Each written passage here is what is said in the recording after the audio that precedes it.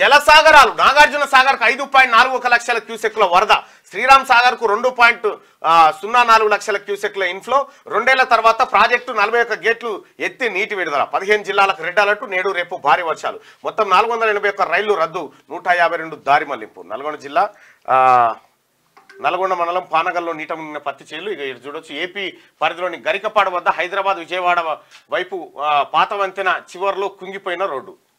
పాత వంతెన మొత్తం కుంగిపోయింది, రోడ్డు ఆగమాగం ఉంది. వాటర్ ఎట్లా పోతున్నాయి చూడండి.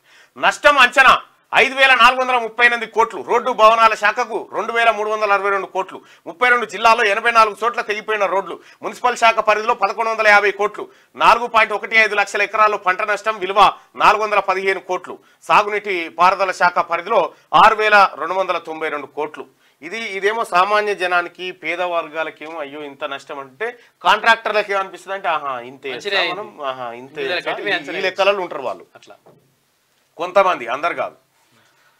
ఎకరాకు 10,000 పంట నష్టపోయిన రైతులకు పరిహారం. ఆందోళన వద్దు, ప్రభుత్వం అండగా ఉంటుంది. వరద బాధిత కుటుంబాలకు సీఎం రేవంత్ హామీ. వర్షంలోనే ఖమ్మం, సూర్యాపేట జిల్లాలో పర్యటన. గండిపడిన సాగర్ ఎడమ కాలువ సందర్శన. మృతుల కుటుంబాలకు ఎక్స్గ్రేషియా 5 లక్షలు. బాధిత జిల్లాలకు 5 కోట్లు తక్షణ సాయం. ఇల్లు కూలిన వారికి ఇందిరమ్మ ఇల్లు మంజూరు. ప్రధాని రావాలి, తక్షణం 2,000 కోట్లు ఇవ్వాలి. కేంద్ర జాతీయ విపత్తుగా ప్రకటించాలని రేవంత్ డిమాండ్గా ఎన్డీఆర్ఎఫ్ తరహాలో టీజీడీఆర్ఎఫ్ ఏర్పాటు చేయబోతా ఉన్నారు. ఇక వానలు వరదలతో నష్టపోయిన వారిని ఆదుకుంటామని, ఎవరు ఆందోళన చెందాల్సిన అవసరం లేదని ముఖ్యమంత్రి రేవంత్ రెడ్డి అన్నారు. భారీ వర్షాలతో ఉమ్మడి ఖమ్మం, వరంగల్, నల్గొండ జిల్లాలకు తీవ్ర నష్టం వాటిల్లిందని. ఇప్పుడు ఖమ్మం, వరంగల్, నల్గొండ ఈ 3 జిల్లాలకి తీవ్ర నష్టం వాటిల్లింది.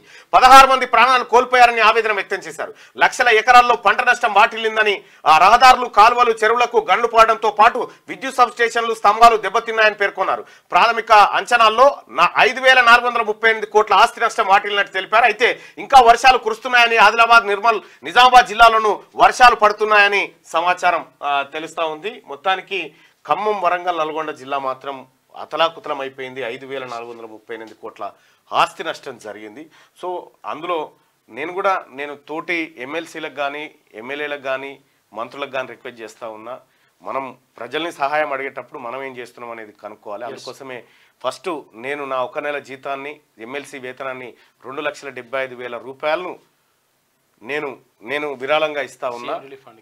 మిగతా ఎమ్మెల్యేలు, మంత్రులు మీరు కూడా ఫస్ట్ ఇచ్చి ఆ తర్వాత ప్రజల్ని సహాయం అడగండి. నేను కూడా 2,75,000 రూపాయలు సీఎం రిలీఫ్ ఫండ్కి ఇచ్చి ఆ తర్వాతనే నేను రిక్వెస్ట్ చేస్తా ఉన్న ప్రజలకి. ఎందుకంటే మీరు అటు సీఎం రిలీఫ్ ఫండ్కి కానీ, లేకపోతే మీకు అవకాశం ఉంటే ఇక్కడ తీన్మార్మల్ అన్న టీమ్ సొసైటీకి కానీ మీరు డొనేట్ చేయండి. మీరు డొనేట్ చేసినటువంటి ప్రతి రూపాయిని లేదా నరేష్ నటి తెప్పించుకోకపోయినా ఓకే రైట్, ఆ వివరాలు ఏమన్నా పెట్టు. మల్లన్న గారు, మీలాగా అందరూ ఎమ్మెల్సీలు 1 నెల జీతం సీఎంఆర్ఎఫ్కు ఇవ్వాలని నేను డిమాండ్ చేస్తూ ఉన్నా అంటే, ఇక మనమైతే అడుగుతా ఉన్నాం. వాళ్ళ ఇష్టం, వాళ్ళు ఇస్తారా అయ్యారా అనేది వాళ్ళ ఇష్టం. నేనైతే బాధ్యత, ఈ వరంగల్, నల్గొండ, ఖమ్మం ప్రజలు పట్టభద్రులు నన్ను గెలిపించారు. వాళ్ళ కష్టాల్లో ఉన్నప్పుడు నేను జీతం తీసుకోవడం అది మంచిది కాదు. అందుకోసమని ఇస్తా ఉన్న సోదరులారా, అందుకే ఇప్పుడే చెక్కు రాసి ఇవ్వడం జరిగింది. సో అది ముఖ్యమంత్రి గారి సహాయ నిధికి అందజేస్తా. ఇవాళ నేను కూడా మహబాద్ పోతా ఉన్నా. మిగతా వాళ్ళు కూడా ఒకసారి ఆలోచించుకోవాలి. ఎందుకంటే లైక్ చేయండి,